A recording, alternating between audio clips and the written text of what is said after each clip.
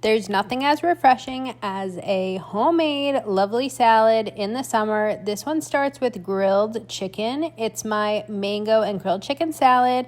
I was really inspired when I tried a similar dish in St. Martin earlier this summer. So what you need to do is start with 2 mangoes.